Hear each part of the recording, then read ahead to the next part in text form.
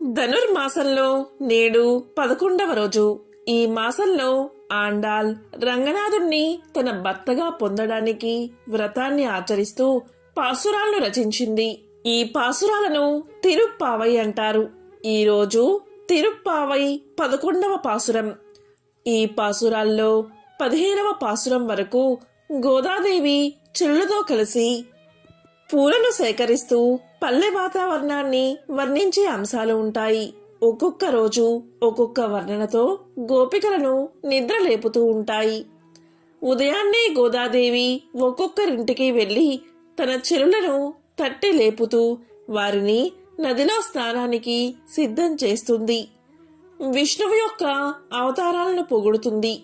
నేడు 11వ పాసురంలో కులవతి, గుణవతి, గుణసతి అయినటువంటి గోపికను గోదా నిద్ర లేపుతుంది. ఈరోజు ధనుర్మాసంలో 11వ రోజు. ఈరోజు పాసురము, దాని అర్థాన్ని ఇప్పుడు తెలుసుకుందాం. ఈరోజు గోదాదేవి కులవతి, గుణవతి, గుణసతి అయిన గోపికను నిద్ర లేపుతుంది. ఈవిడ కృష్ణుడై నన్ను పొందడానికి వ్రతం చెయ్యాలని నిర్భయంగా నిద్రపోతున్న గోపిక. ఈ గోపిక వంశంలోని పెద్దలు కర్మనిష్ట కలిగిన వాళ్ళు. తమ ధర్మం పశుపోషణమే అని నమ్మినవారు కూడా. ఈ గోపిక తన దివ్య మంగళ విగ్రహ సౌందర్యంతో అందరినీ ఆనందింపచేయగలిగిన గోపిక. లేగ దూడలు కలవి, దూడలు లాగే ఉన్నవి అయినా, ఆవుల మందవి అయినా, ఎన్నిటినో ఆవుల పాలు పితకగలవారు, శత్రువులను బలంతో ఓడించదగినవారు, పుట్టలోని పాము పడగలా ఉన్న అడవిలోని నెమలివలే అందమైన జుట్టు కలదానా, లేచి బయటకు రావా. చుట్టాలు, చెలికత్తెలు అందరూ వచ్చేశారు. లేచిరా, అందరూ వచ్చి నీ ముంగిట్లో చేరారు. కృష్ణుడి నామాలు కీర్తిస్తున్నారు. నీకు వినిపించడం లేదా? అయినా ఉలకకుండా పలకకుండా ఎలా ఉన్నావు? తల్లి, ఓ సంపన్నురాలా, నీ నిద్రకు అర్థమేమిటో చెప్పవమ్మా అంటూ ఈ నిద్రకు భావాన్ని మనకు వివరించింది. అన్ని విషాలయందును అన్ని విధాలయందు శ్రీకృష్ణుతో సరిసమానమైన ఒక గోపికామణిని ఈ 11వ మాలికలో గోదాదేవి తన తోటి గోపికలతో కలిసి నిద్ర లేపుతుంది. శ్రీకృష్ణుడు ఆ ఊరిలోని వారందరికీ అన్ని విధాలా ఆరాధ్యుడు, ఆదరణీయుడు. అలాగే ఈ గోపిక కూడా అతనితో సమానంగా ఆరాధ్యురాలు, ఆదరణీయురాలు. ఈమె తాను పలికే పలుకు, చేసే పనులు అన్నీ భగవద్ ఆరాధనగాను భాగవత్ కైంకర్యంగాను ఉండాలని భావిస్తూ ఆచరించే గోపిక. అంతా కృష్ణమయంగానే తలిచేది. భగవత్వరం కానిది ఏదీ ఉండరాదని ఈమె భావన. అందువల్ల ఈమె భావానికి తగినట్లు భగవత్ చింతనతోనే ఉండడం వల్ల ఆ శ్రీకృష్ణ సంశ్లేషానుభవంలోనే మునిగి ఉంటుంది. కాబట్టి ఆమె ఎప్పుడూ ఆ యోగ నిద్రలోనే ఉండటం వల్ల బాహ్యమైనవేవి వినపడవు, కనపడవు, పట్టించుకోదు.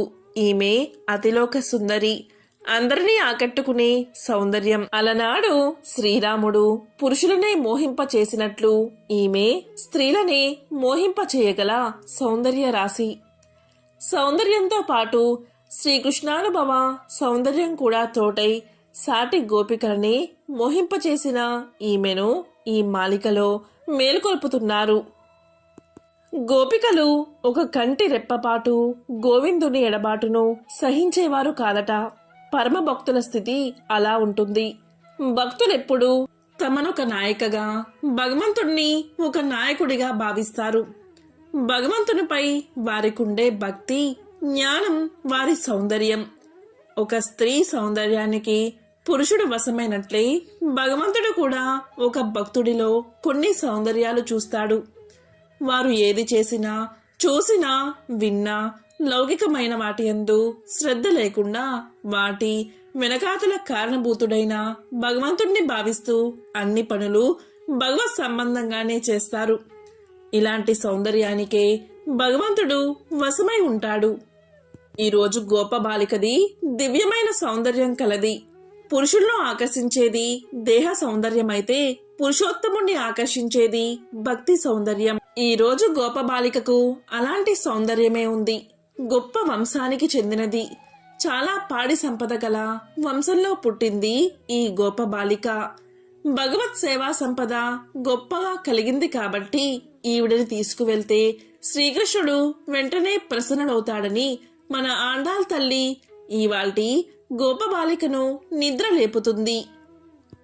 మాటాడవేలనే ఓ చిన్నదానా, ఇటు నిదుర వీడవు తామసమ్మదేలనే, ఇటు వినవదేలనే మా కృష్ణ గీతముల పటువైన శ్రీకృష్ణ సంశ్లేష మోహమా.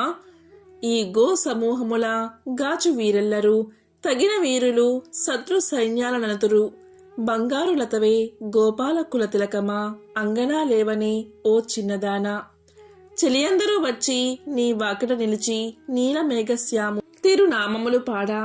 ఏల కదలకయుంటివో వనమయూరి, ఏల మాటాడవో అహినా తంబాసకి మాటాడవేలనే ఓ చిన్నదానా. ఇదే 11వ పాశ్రం యొక్క అర్థం.